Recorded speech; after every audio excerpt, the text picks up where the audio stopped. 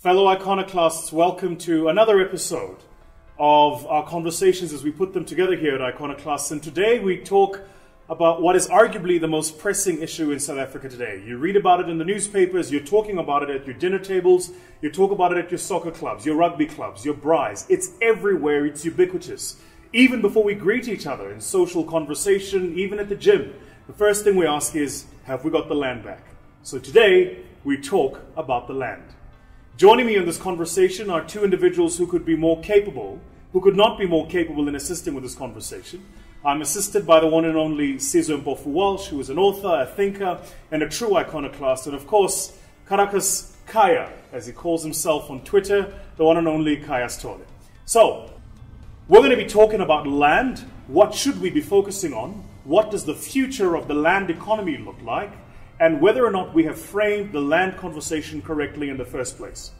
If, like me, you're concerned about the land question, then you also worry about the fact that in truth, much of the discourse and conversation happening about the land question is driven by people who will not inherit the future of this economy and not by young people themselves. So, that's the intro. A huge mash of issues. Gents, welcome. Thank you. Good to be here. So before we start, let's put our cards on the table. Where are you guys on the land question? Sizwe, you can first. Look, I've found the debate very frustrating. Yes. Because I think we have a unique political moment right now with what happened in Parliament to really get serious about this question, a question that's been put on the back burner for far too long. And I think the debate has been hijacked, actually, by conservative interests who are whipping up fear. And what's really missing is a more calm discussion about this is clearly something that's not going away, right? The land question is not going to dissolve because people wish it to. So how do we actually take steps to make this work now? We can't simply do nothing. We've got the political moment. And I feel like the fear-mongering is getting in the way of us having those important conversations about where to from here. Let's get serious and let's start moving. You mentioned a lot. So you talk about the fear-mongering, the vested interests of conservatives, which is often attached to the private economy. Sure. You're talking also about the political moment. We'll touch on those in a minute. Mr. Khaya, your view. I think for me, it's actually quite interesting to observe just the hysteria around it, because what has really turned out to be the case is that the people that tend to control the narrative in South Africa are people with primarily vested interests. Yes. But more importantly, people who have an interest in framing this conversation in the most negative light that's possible. So what I found is that even last week we had a session with a whole lot of journalists in Houghton at some foundation, and then we were asking them, do they even know what it is that they're reporting on? Yeah. So even the concept of what land grab is, we asked them, so in which legal architecture do you find that term in the South African context? You know, so even when people put things out there and then they say they're talking about the land, they're not talking about the land, but they're talking about the preservation of particular interests, that they're talking about the preservation of particular economic patterns and land patterns. So they're not talking about the land question itself, but they're simply trying to say there are reasons why we shouldn't have this conversation. So whether they frame them around the political or economic lines, they are not dealing with the underlying issue that South Africa has a permanent and an ongoing land question. And the issue here is, how do we resolve the land question? The economics should be a secondary matter, because I think when it comes to the land question, particularly in South Africa, you cannot dispute the historical context of dispossession and all of those things. So if people could at least acknowledge that and then say, now that we've acknowledged what it is, then we come from, can we then talk about the economic implications? But you cannot kill off the debate around the land dispossession of black people simply because you understand economics better. So one of the things for me that's been an interesting observation has been, to your point, that there have been lenses created to the land question. And those lenses are absent of the truth of the land question, which is that it was stolen. Yeah. Right. So there is a moral issue here. This is not about the economics of what happened after the theft. But if you cloud it with the economics of what happened after the theft, then you cloud the entire conversation with fear-mongering about the collapse of the economy or what happens to agricultural production. So let's just go back. Yeah. Because when doing research for this, one of the things I noticed was this is not the first time South Africa has gone through a situation of land redistribution. In fact, South Africa is a country built on the back of land redistribution. far back even beyond the 1913 Land Act. Yeah. If I'm and just make it simple for me, if I'm a young South African today, and I live in a township, I wake up every single morning, I get on a taxi, I migrate from township to Sandton. I take 2 taxis and 1 train. Why on earth is the land question important for me? You know, this is such a deep question, because I've been thinking a lot recently about the way that colonialism actually worked. Yeah. And remember that the basis of colonialism was land occupation. Land grabs, shall we say. Yeah. And, you know, you can't have colonialism without controlling territory. Yes. So the very act of declaring a territory which is far away from where you are as yours is the original act of land theft. Yes. And we've had myriad colonialisms in South Africa, from British to Dutch and to apartheid. Yes. But the thing is, when you look at the way colonialism controlled people, in the early period, people were like, look, we're just going to use brute force. We're just going to kill you if you don't agree, which is a very inefficient way of doing it. So the next stage then becomes private paramilitary police forces. So Cecil Rhodes had his own police force. So the private interests start taking over the state functions. Also quite inefficient. So then the next stage becomes, we're going to incarcerate and shift people into parts of this land and put them in prisons. And that way we don't have to keep using force every time they disagree. And then the prison system becomes a problem. So what you do is you create full mass prisons. And that's really what Townships are. That's what townships are. They are mass prisons, or they were devised as mass prisons to confine people to certain places in land where all the problems and all the hurt and the heartache could be minimized and confined. And so when we look at the person who has to travel sometimes 6 hours to work and back, you're looking at a very sophisticated way of confining people to certain places in this country. And that's sometimes why I think the architects of apartheid realized that at a certain point they didn't need to control it, because it was so sophisticated that once you set up the architecture and you have the confining apparatus, you can sit back and it'll work for itself. And that's why it's important, because we have to smash that, quite frankly. We have to break the confinement and create a new country. And for me, the problem with the framing of fear and fear of the unknown is, how incredible would that country be if we smash that? Yeah. What are the economic opportunities of people actually having assets, of not confining an entire workforce to 6 hours a day of commuting? I think not only is it about the person in the township realizing the history, but also realizing the opportunity that comes with breaking those relations. Just for a moment, take me further down this rabbit hole. So this issue around, and I love the way you frame it, I call them concentration camps, but I actually much prefer this idea of a mass prison, right? Well, South Africa was actually one of the first places where concentration camps, in the Anglo-Boer War, the British Empire started the idea of, and actually areas of concentration and townships actually have an interesting intellectual history. Unbelievable. So what is the role then of the free market system? Because today what's happening is people are going, no, but hold on, free markets must dictate. And if I think about what you just said, it dawns on me that it seems as if the free market mechanism is in itself a mechanism to perpetuate the system, right? Absolutely. I mean, the economist Ha-Joon Chang is brilliant when he speaks about free markets, when he says, when we talk about market freedom, it's kind of like in those movies where there are piano wires and it looks like someone's flying, but you just can't see the piano wires. Right. So there are many market restrictions, and the fact that we have this weird, contorted society that's kept in place is kept in place by restrictions that sometimes the market reinforces. Look, I think in the short term we all have to be quite reasonable with ourselves. The market's not going to disappear. The question is, how do we ensure that the pathways that the market takes in South Africa become more fair. And I think there's a role for the state to play in that. I think there's a role for private enterprise to play in that, especially in the short and medium term. And sometimes the land debate can get stuck on too many grand ideological questions.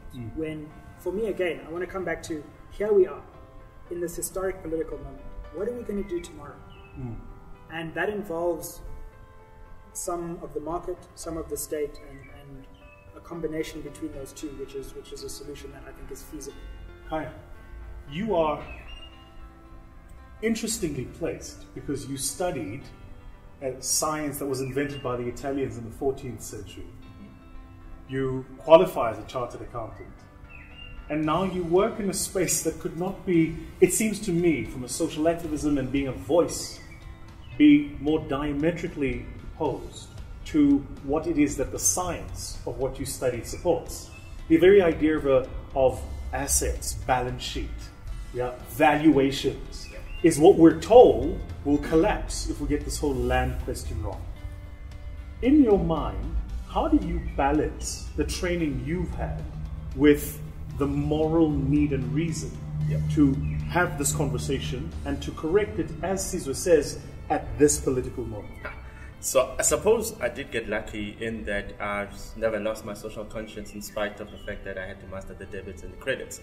And I think what has really become quite fascinating for me now is that even the current debate seems to center around the questions of compensation or no compensation.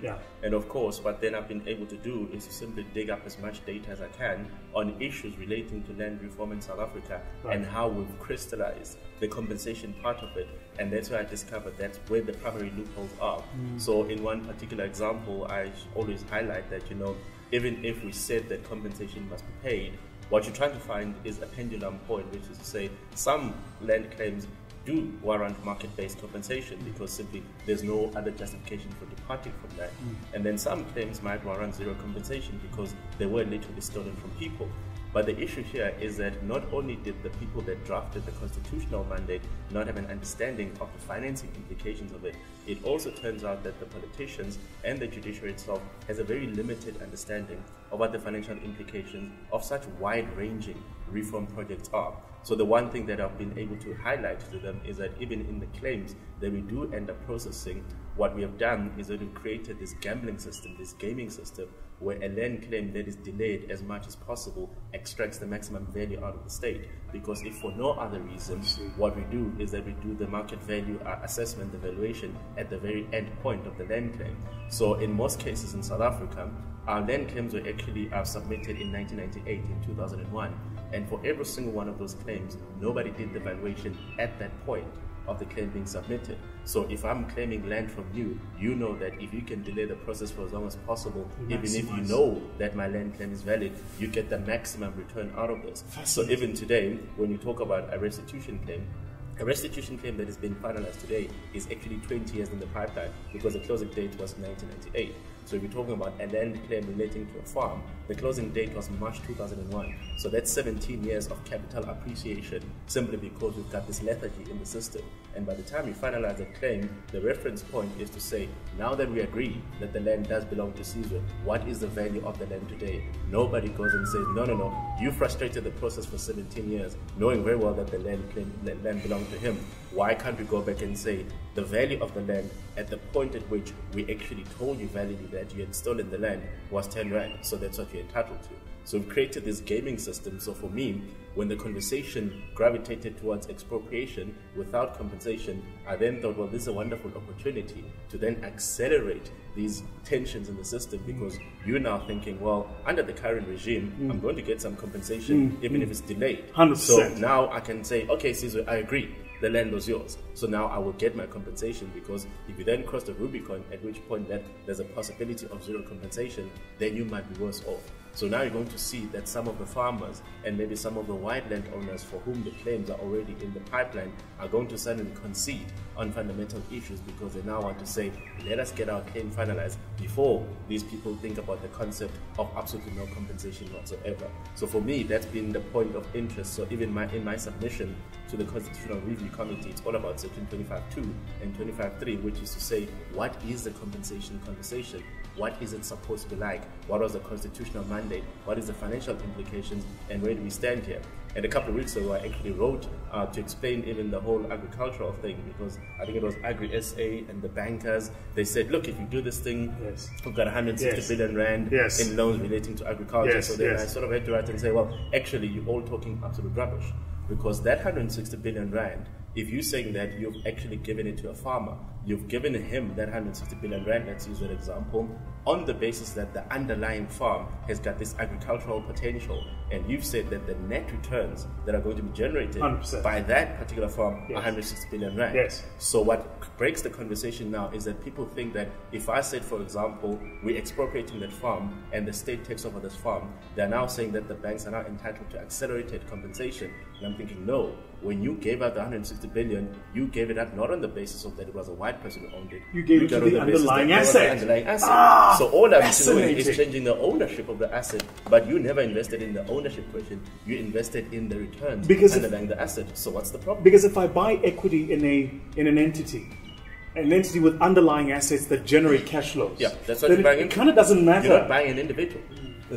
So even now, when people say there's 160 billion, I'm like, yeah, that's fine. So that was the court judgment that I had to cite, which was in the Constitutional Court last year, which is to say, look, you do not always have to stick to this lump sum based approach to compensation, especially when you talk about public resources, because we cannot always do lump sum compensation. So the question here is that if I even said that we are talking about all those farms to whom on which the 160 billion rand relates, I would say to them that, well, all of these contracts that exist right now, those financial contracts that say that you owe us 160 billion rand, they're all long dated. So why do I suddenly have to pay today? So this idea that you're going to collapse the banking system overnight is as rubbish as anything that you've ever heard. So for me, it was a matter of, I want the bankers to come and say, okay, fine, when you gave out the 160 billion, what were the underlying fundamentals? And if I change the ownership from a black person to a white person, are the underlying fundamentals gone? And if the underlying fundamentals are still there, why would you then accelerate the recall of the loan? It's fascinating, because if I follow your logic, there is almost an inbuilt prejudice into the financing model there, which would speak to some of the, albeit anecdotal cases we know of black farmers who go, I can't access finance. Because in effect, what you're saying is that the finance is actually attached to the perception of the farmer, not the underlying asset, so it's productive asset. And that in itself continues to lock out would be farmers who have been locked out historically. Well, I even dealt with that in the article that I wrote, and then I said, okay, fine. The fear here is that, of course, let us say that we've identified that this piece of land belongs to him legitimately, even though you've been farming for generations. I'm just glad that I haven't said that. That's just the way it is. Let's keep going with this. You're on the left, you know how it is. So even in that particular example, what you then say is that the fear seems to be that if you give it to black people, then, you know, food security is threatened. So the first problem that I highlighted even to the people that speak about it, I'm like, well, food security in the country is actually a question of 35,000 productive farms that if you interfered with them, then food security will be threatened. So for me, if we need to distinguish between the land question and 35,000 farms, that's the easiest thing to do. Because of course, in relation to those 35,000 farms, you need to ensure that actually nobody just walks in overnight and stops production altogether. Indeed. But also quite importantly, when you look at how the whole agricultural conversation is supposed to work, if you're going to end up with any essence of expropriation, what will have to be proved for every expropriation conversation is a question of, is it in the public interest? And does it serve the greater need? So of course, if I'm taking a person who is farming, who turns out to be white, and then I replace him with Sizwe, who's never seen a farm before, that expropriation process would not be in the public interest. So therefore, it would be illegal under every circumstance whatsoever. So what will only be allowed is that I'm saying I'm replacing a white farmer with a black farmer because already I'm retaining the agricultural productivity of that farmland. So only if I can prove that this guy is going to carry on farming will I pass the public interest question. So only if something is in the public interest will expropriation be allowed. Then the secondary question of, should we then compensate this guy for the farm that is now being expropriated? So the conversation is much simpler than the narrative that you're seeing out there, in that literally there is no problem as far as I'm concerned. But the hysteria that's been built into popular society, people think that the banking system is going to collapse overnight. But of course, I've worked in a bank. I can tell you that there's no threat of a banking system collapsing overnight. But the problem that we have is that the people that talk about the farming question probably don't understand the banking system. And the people that talk about the banking system have absolutely zero understanding of the historical and the social problems that we really need to be dealing with here when we talk about the land question. When we come back, Sizwe, I want to talk to you a bit about Section 25. There's two components, just and equitable, this compensation issue, and the second issue around public interest. And then I also want to touch on the point you made in a minute about how these two things intersect at the point at which they seem to be at the opposing end of social justice. We're back just after this. Welcome back, Iconoclasts. We continue our conversation on the now well-known, ubiquitous, often over-discussed, but very few people actually know the facts, land question. We're doing this to try and inform ourselves and each other. Sizwe, before we went back from the previous segment, we were talking about Section 25. So let's just park on this Section 25 for a minute. Yeah. A layman like myself, who spends his time looking at income statements and balance sheets. Yeah. That's not what laymen do. How tall am I? What is Section 25? What does it say? Yeah. And why has it got us, why has it caught this moment? Or rather, why is it caught up in this moment? Sure. Well, Section 25 is a section in the Constitution which relates to property. Yes. And it has got all the headlines because this is the section that's going to be reviewed by a constitutional committee as decided in Parliament. And it really governs the way that this land reform process will work at the very highest level. If something contradicts Section 25, it simply cannot happen legally in South Africa. And this is a very vexed question. It's one where I believe there's been the most superficial debate. Right. Because pretty much everyone in the debate says Section 25 is fine, land reform and expropriation without compensation in particular are permissible in Section 25. It's not about the Constitution, it's about the government and its lack of implementation. Yes, yes. I have a somewhat iconoclastic view on that. Yes. And I think that we should entertain a review of Section 25. And everybody just calm down for a second, right? Because as soon as you say that, you know, firstly, constitutions are amended all the time. That's why there's an amendment clause. Indeed. We're not going to sit with this constitution Yes. that's stuck in stone forever. So from time to time, we should relook at things. And we should have the bravery to look at our society and say, is this working, is it not? But on the specific question of Section 25, I think Section 25 has a number of weaknesses and is a little bit confused as a clause. And I think that's because of the historical context out of which it comes. The negotiating sides both wanting to prevail. And so when you read Section 25, 1 minute you think, oh, okay, land reform tomorrow, cool, let's go. And then the next minute you think, oh, okay, so no land reform and market-based compensation. And by the time you get to the end of the clause, you don't know whether you're coming or going. You like want to march and get your land at the same time as go to court and pay the price. So that's what Section 25 governs, and the different clauses speak to different points of this land. So for me, when I was going through, the research putting this together, there were two specific issues that jumped out at me about this Section 25. The first was this issue around public interest. And I couldn't wrap my head around who is the public. I'll give you an example. So we're in Sandton. There is one road that separates Sandton from Alex. Right. For the people in Sandton, if you use the fair market, fair value system, the average person in Alex will never gain access to the Sandton life. Right? So there's clearly there a discrimination, but you're using the free market system to have this discrimination. So when we talk about public interest, who exactly is the public? I just need to understand it. Is the public determined by majoritarianism? Is the public everybody? And if it's everybody, how do you make sure that everybody is included in a land question, which by its very nature is divisive? Well, you've touched on a very difficult question, and there are a number of threads to try and unpack there. And look, I think the public interest is ultimately in the Constitution supposed to be defined by the court according to Section 25. Yeah. How the court gets to that definition is a more interesting question. Most people agree that land reform is in the public interest. Yeah. But just making that declaration doesn't tell you about the details of each specific case. Yeah. Like you can say land reform's in the public interest, but what about this particular piece of land? How are we going to redistribute it? And this is what I think is one of the tensions in Section 25. Okay, so when you get to the first part, subsection 1, it deals with the fact that arbitrary deprivation is not allowed, but the state can intervene. So suddenly there's a very big role for the state, by the way, which makes me laugh, because all the people who don't want state intervention also want the Constitution. And the state suddenly has this big role to decide which deprivation is arbitrary or not.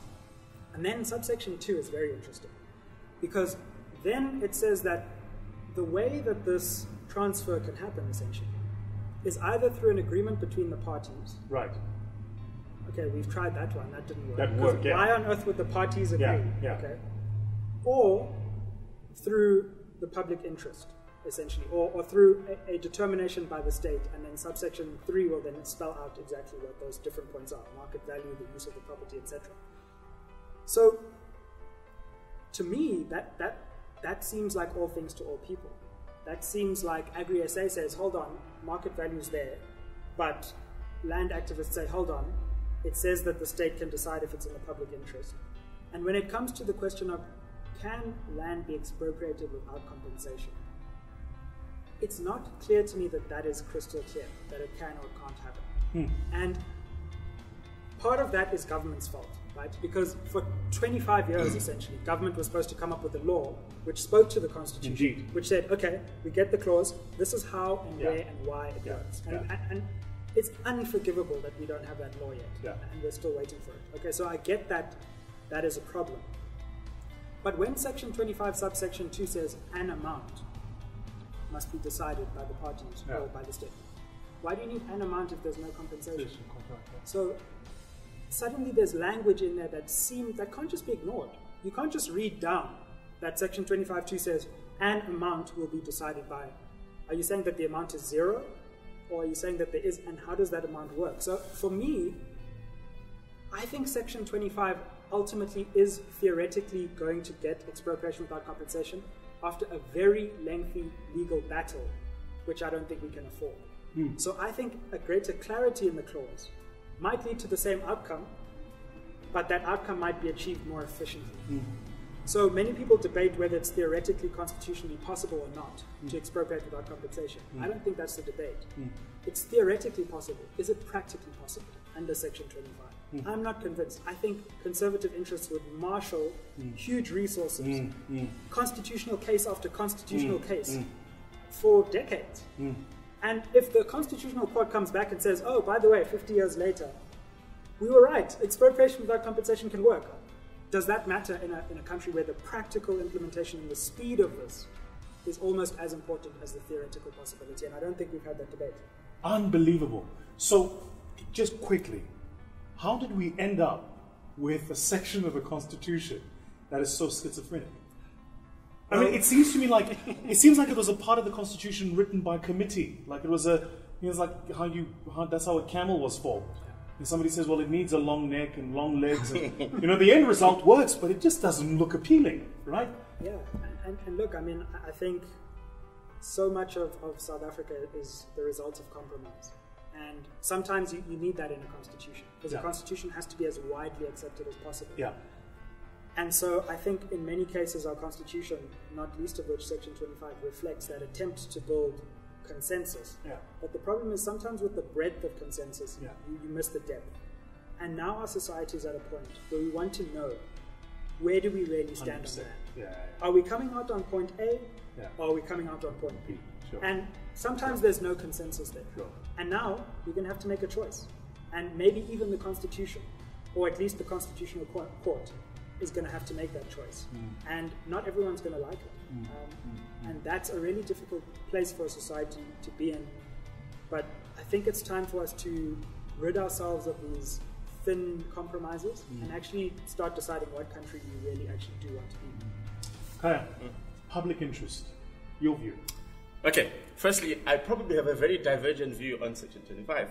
I think for me, Section 25 was probably the most detailed of all the clauses, perhaps with the exception perhaps of the Bill of Rights, in that it really did read the historic context of what it is that it was designed to achieve.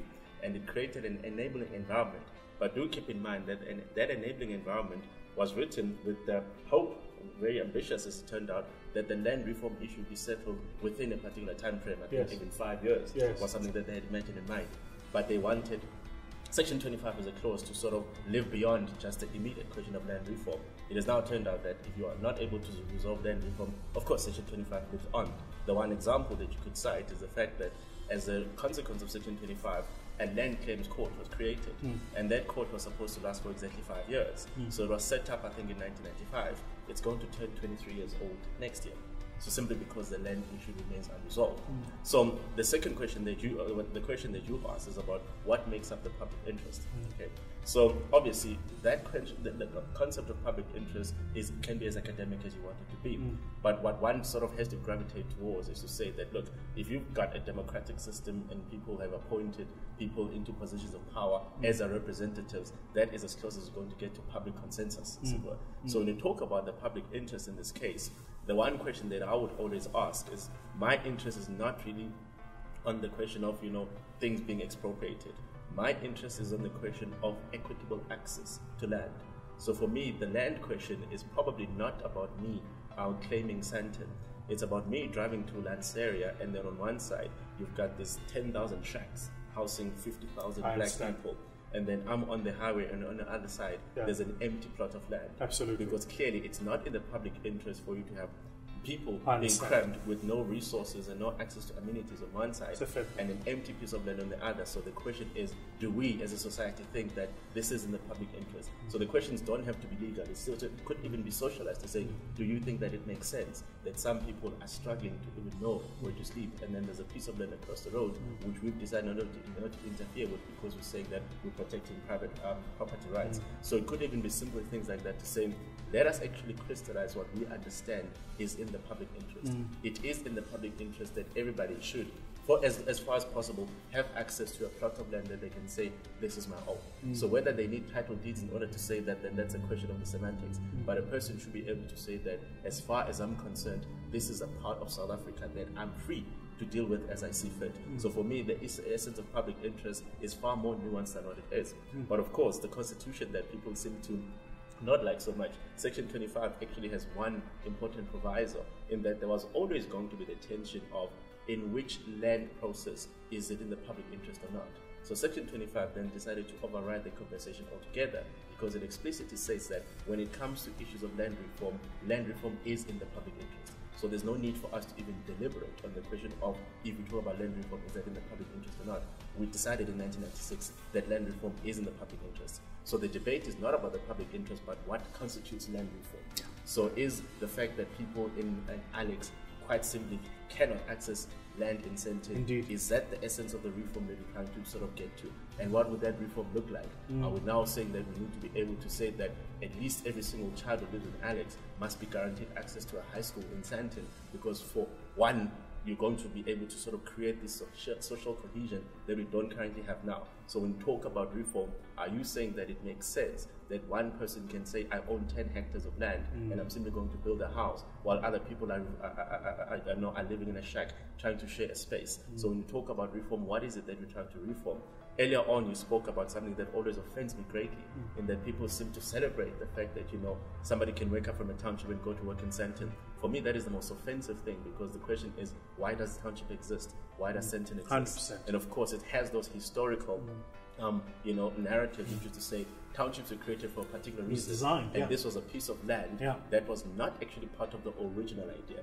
The original idea was that this was going to be a piece of land belonging to white people. And then it turned out white people didn't know how to wash their own laundry. And then you're saying, oh, well, if you need labor, cheap labor, to be accessible to Sandton, what do you do? So create these ghettos around the industrial hubs. It was probably industrial back then, which is to say, this is how we can actually facilitate access to labor without incorporating them into this piece of land that we want. So townships are not something to be celebrated in South Africa. They're something that we should all be ashamed of, in my view, because it is the ongoing perpetuation of the fact that we did create these particular ghettos. We started off in 1913 and saying, this entire piece of land is for white people. And then it turns out that that white people simply didn't know how to wash their own clothes. How to and do then the they're like, okay, gardens. can we put some, corners so black people can be able to access this environment? Right. So we should be going back to saying, so when we talk about land reform, are we now talking about the fact that perhaps the migration should not be from Soweto to Sandton in the morning, but from Sandton to Soweto? So when you talk about the question that I probably raised before, which is to say, why do we celebrate that another corporate entity has built its headquarters in Sandton? Because it simply means that people that need to work there need to be able to pay the cost of being black and stuck in the township in order to access this. And then at the end of the day, they get reminded that you do not belong here because they have to go back home. So perhaps we should be even thinking about how we frame our corporate architecture, our corporate headquarters, to say there must be where the people are, so that at least, even if you can't reform the fact that people were stuck in a ghetto, you are at least acknowledging the fact that actually this is where you are, this is where you're based, and this is where you need to get resources. So at a different time, you and I had this conversation about just how complex the system was architected.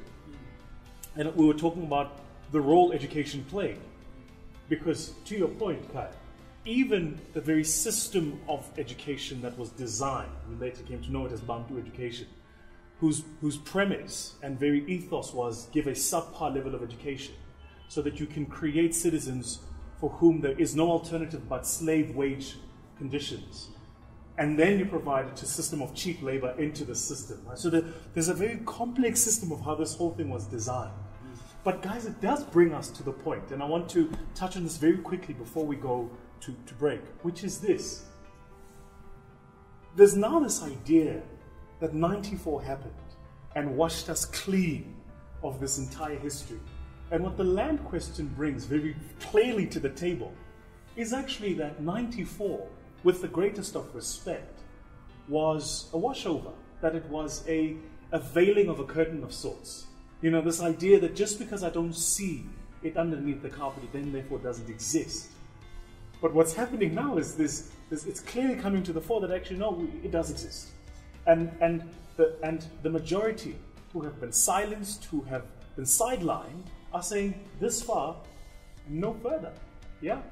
What do you think? Yeah, absolutely. It's a tough one because the way I see the 94 moment was we bought time, essentially. It was a holdover strategy.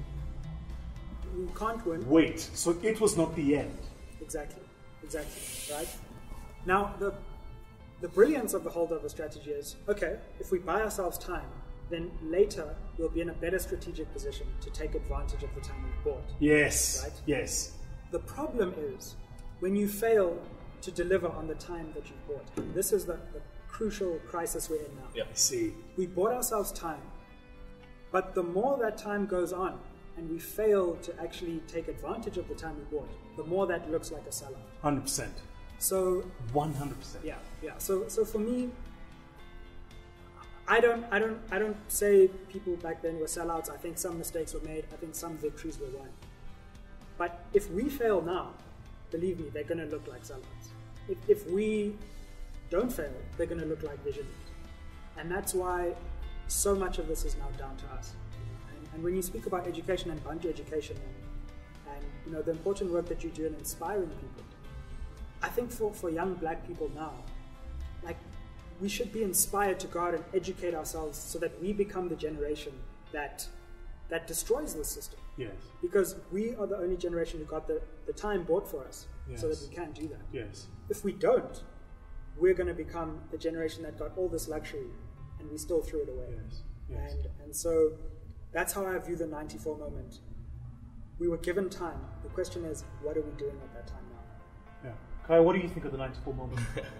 The 94 moment is probably becoming far less clear to us as time goes on, because in some instances I've gravitated between saying that there was no 94 moment to begin with, and in some instances saying that there was a 94 moment.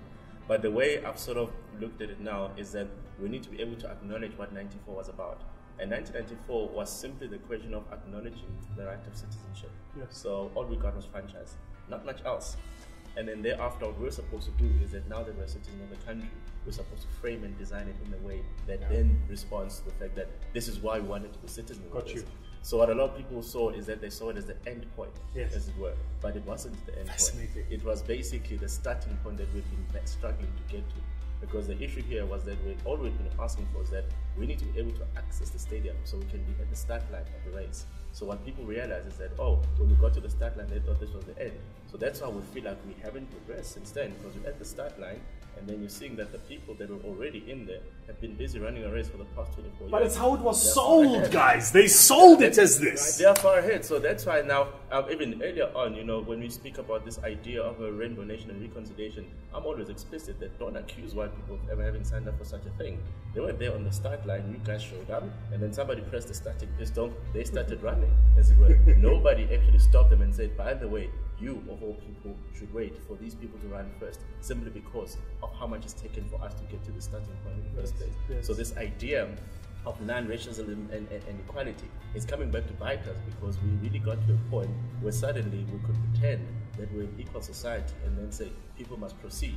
And unfortunately, in the instances where we did try to remind them that actually this is not what the issue is. So when you talk about issues like employment equity and all these BEVs, these are the interventions that are supposed to create an awareness and an acknowledgement on the part of white people, at least, to say, actually, we've been here in the stadium for 100 years, in some cases 400 years before the people could even access it. Let us, in some instances, take a step back and say, you guys can run the race, we will catch up later on. Gotcha. So I think that has never been socialized. So now for us to then think that white people are the problem, when we've never actually explicitly say to them that you are a problem, and this is what we're doing to fix you being a problem, it's problematic. So we're going to catch on as we come back, but one of the very fascinating things for me about the land question is the land question is in itself a derivative of so many other questions. There's race relations, there's access to economic opportunity, there's the structure of the financial economy, there's education, there's the privatization of a whole host of things. It's just,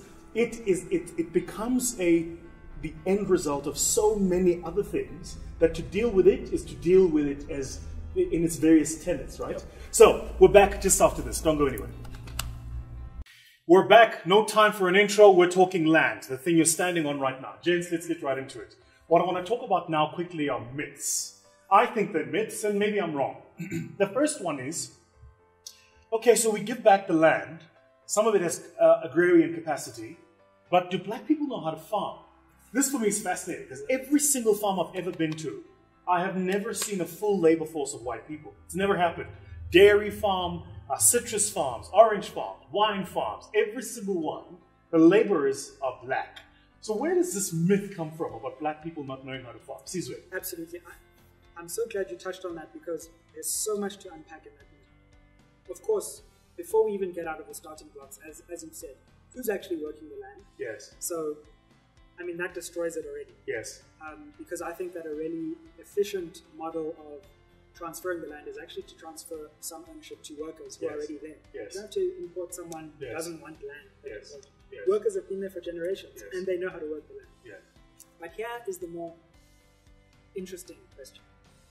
And again, it comes down to framing. You don't need to be a farmer to be a landowner. Oh. And that is how this whole debate has been framed, right?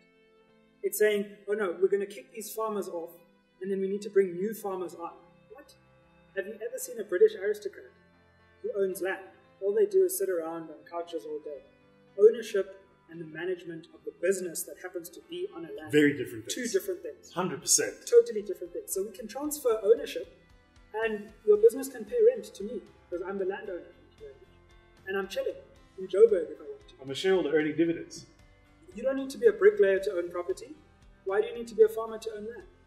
And so people have frustrated this debate by saying, no, we need to train a generation of farmers, and no, we don't. We just need to transfer ownership. And that is the thing. Once we get that, we'll realize you don't have to wait 20 years. This can happen tomorrow if we do it wrong.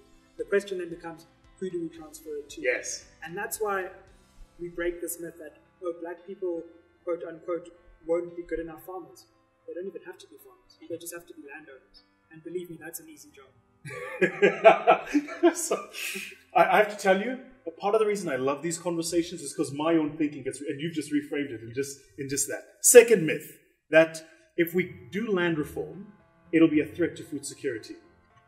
Oh, are you serious? Yeah.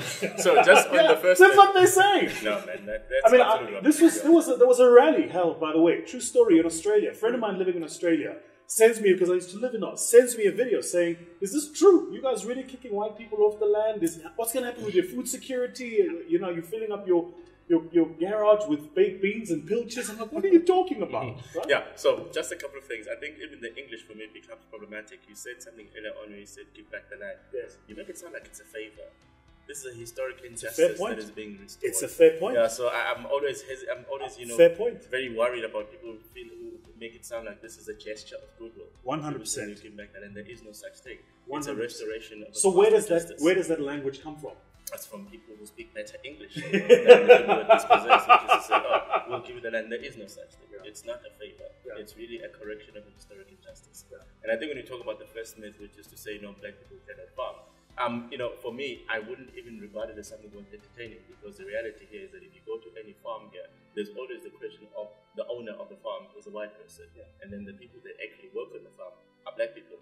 And remember, this conversation was crystallized as far back as 1955. Because when you speak about the Freedom Charter says that land belongs to those who work it. 100%. It never said the ones that will own it. So there's already an acknowledgement then that the people who have this historic and legitimate entitlement to the land are the people that actually work the land. And this is where black people have been farming forever. So black people do the farming. The fact that the reporting financial statements as a white person's name then gives the impression that, oh wait, if you remove that white person's name, there is no black person who's going to say, oh no, I will sign off on those particular numbers. Yeah. So that's when people started thinking that black people cannot farm. But if you know anything about farming, then you know that it's actually the black people that are doing the farming. It's the white people that are doing the reporting. And it's the same thing that I've said, before about the whole concept of an economy. When people say that Umlazi or Soweto doesn't have an economy, and I say to them, well, if there's 6 million people in Soweto making phone calls, the fact that the phone calls are being made there means that the economy is being generated there, but then the reporting or the profits are being reported in Nauvoo or Stellenbosch. Yes. But that's not where the economy is. The economy is with the ground. It's with the people. So it's always been a matter of us even trying to understand that when you look at information, what does it mean? Pause. I mean, I'm fairly intelligent, but I just want to slow you down. Yeah. You're saying the economy exists where the activity happens, not where the reporting gets done. The economy exists where the activity happens, not by whom the reporting is. Exactly. Because all we'll do is that you and I will start businesses, and then we'll become passive investors, and we're going to register our headquarters as Stellenbosch, for example, but there's nothing happening in Stellenbosch. Stellenbosch is one of the deadest towns in the whole country, and yet when you look at the financial economic numbers, it gives the impression that Stellenbosch is the epicenter of the South African economy. It isn't. It's the epicenter of the reporting about the South African economy. Because there is a distortion because of the aggregation of reporting, right? It pulls through to where the shareholding is, so you think this is where the activity is actually happening. Yeah. So that's why I always, talk about, people say township economy, and I'm like, just give me one township. I can think of any township, Social Group, Soweto, Umlazi. Those townships have got millions of people. Stellenbosch is no such thing. Yeah. In fact, Stellenbosch is so weird in that it's a vast tract of land where one person occupies 10 hectares each. So how do we end up thinking that the epicenter of the economy is in that dead town which just has a few grape trees and hotels? While the reality is that what generates economic activity and the very essence of what it is that we should talk about are things that happen on the ground. But the systems that we have, are so sophisticated. They tell you that things are happening in Sandton. Sandton is a reporting center for what happens in Joburg CBD, for example. So you set up your bank headquarters here. But one example of a bank that you know very well, its headquarters are in 7th Street because people need to access it and people are the CBD. Investment bankers, they simply report on things. The activity, the underlying activity, never happens in these things. But everybody says that Sandton is an economy, and so it doesn't happen. That's where you start with the problem. I want to take further something. It wasn't part of the original planning, but I want to take quickly this segue. So, this question around the language we're having, it's a very powerful one. There's even the words like give back, the way you've raised it, right? Sizwe, in your view, what is the language we should be using to frame this conversation about land restoration? Opportunity, I think, is the first one. Right. Because the first problematic framing of this is suddenly we're all on the back foot explaining how this won't be a disaster. So now we all have to suddenly say, no, it won't be a disaster economically, it won't be a disaster politically, it won't be a disaster socially. What's the message people getting? This is going to be a disaster. 100%, yeah. So I think the first linguistic framing we need to do is, can you imagine the power of land reform in South Africa? I mean, it would change this country. We would finally be able to become the economic powerhouse that we are supposed to become, and that we've been prevented from becoming. Yeah. So I think we need to start framing this in terms of the economic and the social and the political opportunities that land reform brings. And when you look at all the major economies in the world, Europe, Middle East, Asia, they've got serious about land. We're still chilling. Right? So I think that's the first one. The second one is we must be very careful not to put all the burdens on the historically dispossessed, as Khaya said. And one of the most interesting framings of this is, why doesn't anyone put burdens on white farmers to come to the party?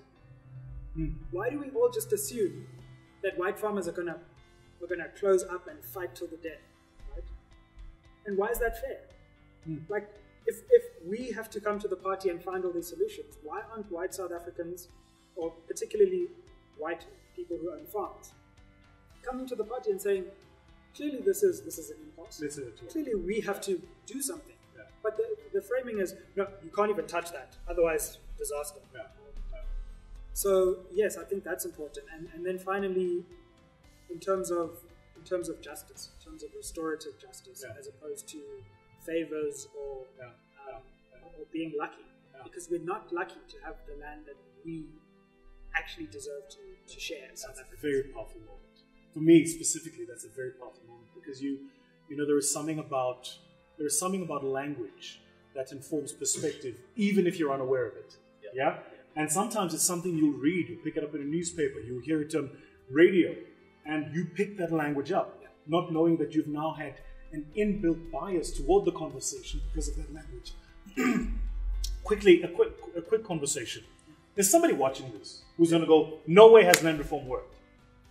Has it? My response is there's nowhere where this current situation that we have has worked. Where you have the most unequal economy in the world, colonial land relations, people living in townships, slums, ghettos, with the most unequal economy in the world, and it's actually become a thriving economy. So if you think this status quo is your model, then you need to go back to historical, political, and economic school. Yeah. But yes, it actually has worked.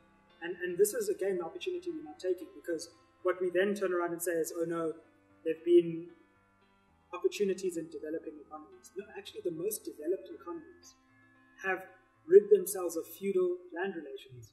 So let's take Britain, for example. Some people would dispute whether they destroyed feudalism, but essentially you used to have a system where these big landlords own these huge tracts of land, and then you formalize land rights, and you give people access to land. And some economists argue that's how economies unlock. People have to first own land before they can do anything. So for me, my question in response to those people who say that is, show me an economy where land rights haven't been formalized and hasn't been a process of land reform, and show me that successful economy, because I'm yet to see it. And that's why, again, I say the opportunity here is for land reform. Social stability. Imagine if all the people living in the current, in what were formerly called Bantustans, imagine they had access to land and access to the assets. We hit our heads against the wall trying to figure out ways of solving economic inequality. If we transferred land assets to 20 million people, our Gini coefficient would change overnight. And so the stability of this country, in my view, hinges on land. If we don't get this right, then there's going to be no land for anyone. If we do get this right, everyone benefits. Khaya, what did you want to add there? You looked as if you wanted to jump in specifically when he was talking about this issue of this redistributive process. Yeah, and I think for me, even sometimes even in this conversation, we built on this, and that is supposed to be a land question, but we keep saying farming as if it's primarily about farm. As if land is farm. Yeah, but in some instances, I mean, the land conversation relates to really pieces of land that people just need to be able to occupy. Not everybody's interested in being a farmer.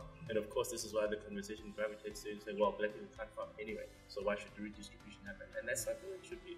And yes, I do think that when you do ask the question of where has it ever worked, nowhere else have we ever seen the historical arc that is represented in this country, where literally at one point in time a few people decided that we're going to pack in up almost 90% of the population and 7% of the land mass of the country. Sure. So even if you would say that you can't find a comparative example as well, there's nothing that compares to what South Africa has been through. So that shouldn't be the reason for us not to do things that are aimed at addressing our own specific inequalities, our own specific historical errors and mistakes. So I think that we do need to be able to take the plunge and say that we're going to do this on our own terms. There are lessons to be learned from across the world, and I do not believe that we're going to see overnight land grab in South Africa. But really, for me, the question is not even about farms, and I think there's probably an opinion I share with one prominent politician, which is to say, let us just talk about equitable access to land, if nothing else. Yeah. And even before you get to the farms, I'm always fascinated by this idea that people in Australia can say that white people are being removed from the farms. If you go to farms and you look at the population there, white people make up less than 1% of the farming population in South Africa. So if somebody wants to march wherever they are in the world and say it's because this government is actually removing people from their farms, that's not what you'll be marching for. You're marching for the black people that live in the farms but don't have access to title deeds and things like that, because they've been living there for years and years and years, but they don't have security of tenure. And unfortunately, we are part of a country where there's a process where claims were submitted in 2001 for those people to say we've been here for over 200 years, but we don't have the title deeds. Can you get our title deeds? Unfortunately, the government refuses to process those claims, and the case is sitting before the Supreme Court of Appeal even today, and they will not entertain it. So perhaps beyond the constitutional question, we have to look at the administrative and the political process that has actually created these tensions. Because I think, had we done at least what we committed to in the Constitution in 1996, had we at least achieved that, then the tensions wouldn't be as bad as they are right now. People would at least be able to say, well, we see improvements there, and this is what we need to sort of deliberate on. But as far as black people are concerned in South Africa, the land question quite simply has not been okay in the past 25 years, because if you look at where we still are, we still have essentially the same patterns that we're trying to break. We're saying that there is something wrong with the distribution of land ownership and land access in South Africa. So this is why people are now really just engaging in these conversations to say that we don't see it happening. So sometimes we have to be able to distinguish between the abstract, the anecdotal, and the lived experiences of people. So I can pull out statistics to say, but we've transferred 10 million hectares. There's a reason people saying that we don't understand, because for them, you have to be able to say, these are the 10 million. So you need to cascade it from being an abstract concept of saying, oh, there's a constitution that does this and that, and you need to be able to reconcile yourself to a position that until people themselves feel it's happening, it actually isn't happening. Final conversation piece. For me, what's been a bugbear is that absent from this entire conversation has been the future of the country, and specifically what the future economy of South Africa looks like, what our children will inherit, right? What country they will grow up in. Play scenario planner for me. Yeah. Give me a sense in your mind of what the future looks like if we get the land question right. I have to start. Go for it. Yeah. If nothing else summarizes the current problem in South Africa, it's probably something that Sizwe referred to, the Gini coefficient, because South Africa's distinguishing feature is the existence of inequality. Yeah. And you've got social inequality, you've got economic inequality, you've got inequality in everywhere you look in South Africa. Yeah. And if you really want to sort of digest what that inequality picture looks like, that inequality seems to share very, very strong parallels with the essence of the land question. So by saying to you what makes us unequal, it's that a small part of the country controls so many of the economic levels, and that small part of the country tends to control the biggest parts of the land conversation. So those parallels cannot be disputed, which is why a lot of people are then thinking that perhaps we could solve this one clear exemplar of what it is to say that we have an unequal society. If we deal with that one, at least on the ground level, no pun intended, it will unlock a lot of other things that we'll be dealing with in order to deal with the inequality question. I mean, one particular example that I saw a couple of weeks ago in that, there's this community in KZN. It's a community that live around farms. So I do a lot of work in the farm areas in KZN. And what has happened there is that some of the children that we meet are like 11 and 12 years old, and they don't go to school. Now, the reason children in farms cannot go to schools is that if there's a farm here that is owned by Vusi, for there to be a school, there has to be sufficient number of students of a school-going age for the government to justify saying that there's going to be a school in this farm. So if we do not have enough children, then there is no school. There's no school there. The problem, of course, is that then those children either then have to try and travel to another farm altogether where there is a school, but the problem is that their parents do not work. So you've got this entire generation of hidden, I don't want to call them slaves, but you've got this entire generation of young black South Africans for whom this thing is still as pre-colonial as it was before, because they can't even access a school right now. So we had a couple of sessions, and then you speak to them and then you say, so what's the way forward? And they're like, well, not only can we not have schools, but we also cannot have access to electricity. Because in order for the government to put an electrical pole, they need the permission of the landowner. Who's the landowner? It's the farmer who already has electricity himself that is either generating his own capacity. So there's an entire population of these human beings that are living in the farms around KZN and Mpumalanga, for whom this idea of 1994 being a moment is actually the greatest. Sizwe. I think this is the hinge on which South Africa realizes its potential. And I think that's a beautiful thing to consider. And again, you must have the bravery to imagine the unknown, because the framing is all about imagining disaster. And for me, for the first time, you could have people who are confined, as we've said earlier, to these prisons, in the form of Manchester detentions, owning assets, which can then become the means of them progressing to the next level. Once you have an asset, education, the ability to trade that asset means your income can change. Yeah. So we can strike a blow to this racialized and gendered inequality that we see through the land question.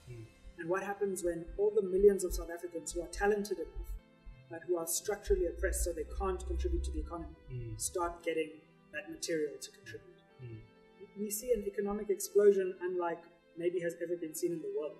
I think South Africa has the ability to be the next global economic powerhouse if we get these questions right. If we unlock and we stop all these pressures that are preventing the dynamism which we have. I think we see a country where there's not as much pressure to go into urban areas. So there isn't all this pressure for urban areas to cater, but rural areas start to become incredible places to be. And the migrant labor system then stops, and all these new configurations start. And to you keep the black family together. Absolutely, absolutely. Yeah. And suddenly you don't have to become a wage laborer. 100%. Suddenly I have assets enough. Hey, I want to make some art. Actually. Yeah. And you know, and as the generations build, wow, we're actually seeing that this promise is actually becoming. So, in other words, you almost can't create options without it. It's just not possible. That's it. It's the fundamental question. I mean, remember, the alternative with that, we'll all be killing each other in 20 or 30 years' time anyway if we don't fix that question. Because for me, it's the clearest exhibition of the ongoing inequality. And perhaps nothing crystallizes the South African problem more than the land on which we're on. Because when we finish this interview, we're all going to get into our cars. And absolutely. we're going to drive along a road, and then at some point in time, because you and I and Sizwe got options, we're going to turn left or right. Some people do not have that option. They have to go straight and proceed into Alex, which is something far removed from what 1994 was. So just a final note on this. So for me, it dawned when I was coming out of my home. I mean, flush, beautiful, God's been amazing, I've done well. And I'm pulling out of my estate. And it's not a 30-second drive. I'm right next to Vusi. And I couldn't, in my mind, reconcile with that. And what caught me was, as you drive past Vusi, there's that road on the side, and there's all the shacks on the side, and there's all the economic activity happening, people selling their wares. And there was a little boy just standing, and he just stared at me. He just stared at the car, and I thought, how's that boy not my son? All that happened was, there was a lottery in the sperm bank of life, that my son ended up being my son, and that boy ended up in that circumstance. And so the question I asked myself is, when that boy is 20, what relationship does he have with my son? Are they peers? Are they compatriots? Is one a criminal and the other is the person on whom the crime is committed? Because that whole thing hinges on how we unlock this entire society. But there are those of us, and the truth is, who have worked our way out of the system so that we can get options out of the system, and now have an obligation to think back and go, we actually need to correct the entire system. It's not sustainable the way it is. Yeah, I refer to it as the burden of privilege, and unfortunately in South Africa, we do have to acknowledge and understand that if you are able to get yourself into that particular position of privilege, you you have this fundamental obligation Yeah. to sort of impart that onto a bigger society. Yeah. And for me, it's not even we don't even need to call it a burden of privilege. I'm just saying it's a curse of privilege because yes, in 10 or 15 years' time, your children will convert at some point in time, and you might not like the results of what turns out as part of the computation because when we had the opportunity to deal with this things decisively, We didn't. fix them. 100%. I think it's something that Black people in South Africa see every day. My experience of that is going home Israeli in the Eastern Cape. Yeah. Seeing my family members who look exactly like my father. Literally, they've got the same features. And my father being the only person in that entire network who somehow managed to get himself the only scholarship for a black person in the Eastern Cape. To get to Wits, to get to law, and then you go back and you see your own family. And you can, there's no genetic difference. It's just... It was a lottery. It was a lottery. And as any young black person in South Africa today, you're faced with this problem because in order to advance, and we all want to advance, you have to go through this system, which then dislocates you. Yeah. Either don't advance, or that's the route. Yeah. And then you have to reconcile, once you've done the work, got the luck of getting these options, how do you reconcile where you are, how dislocated you've become, both from the people in privilege who've been living that, who've been doing that for generations. Yeah. They have no problem with it, and from the parts of you that you know you have been dislocated from in order to get to that place. And maybe the land question, resolving that, makes that process less difficult and brings more people into that process. Gentlemen, I can't thank you enough. We've got to have a round two on this, and I want to focus next time purely on education. It's huge. See, I told you, it's huge. Here's what we know. Watch the conversation pieces that you're having. Watch how you frame the conversation. Watch the words you're using. Watch how you're letting the media inform your narrative. Think very carefully about the land question. Ask yourself how you can give back, be part of a broader society. But most importantly, and this is critical, if you're watching this, you have an obligation to get involved, have a voice, have a point of view, get informed, and keep the people who are keeping us from making this thing real accountable. It's been an amazing time to spend with you, gentlemen. Thank you so much. I'll see you next time on Iconoclast. Cheers.